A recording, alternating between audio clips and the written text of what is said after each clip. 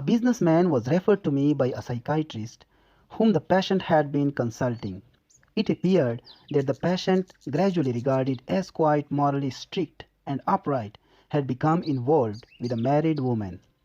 He had attempted to break off this relationship, but was encountering resistance from his partner in infidelity. Although he had earnestly besought her to abandon their practice to allow him to return to his former state of respectability, she had threatened him with the possibility that he might enlighten her husband concerning these escapades if he insisted in his desire to cease the relationship.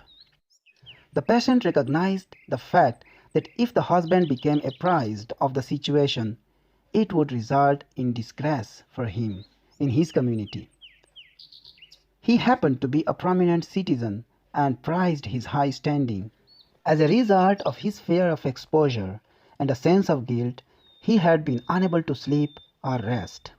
And since this had gone on for 2 or 3 months, he was in a very serious slump in energy and did not possess the vitality to perform his job efficiently.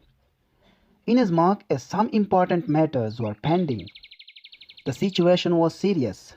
When the psychiatrist suggested that he see me, a clergyman, because of his inability to sleep, he remonstrated by saying there was no way in which a clergyman could do correct the condition which caused his sleeplessness.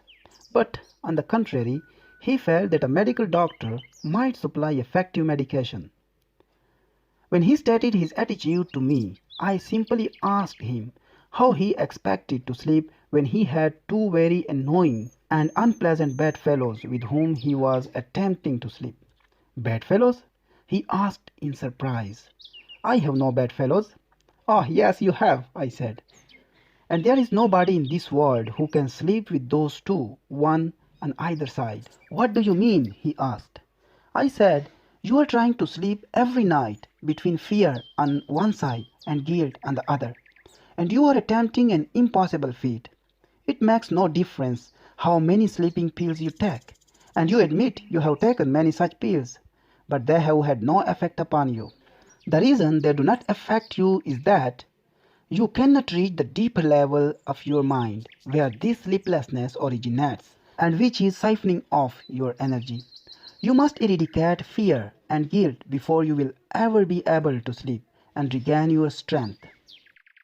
We dealt with the fear which was of exposure by the simple expedient of getting him ready in mind to face whatever might ensue as a result of doing the right thing, which was of course to break off the relationship regardless of consequences.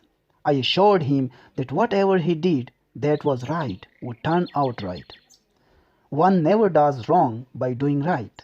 I urged him to put the matter in God's hand and simply do the right thing, leaving the outcome to God. He did that, not without trepidation, but with considerable sincerity just the same.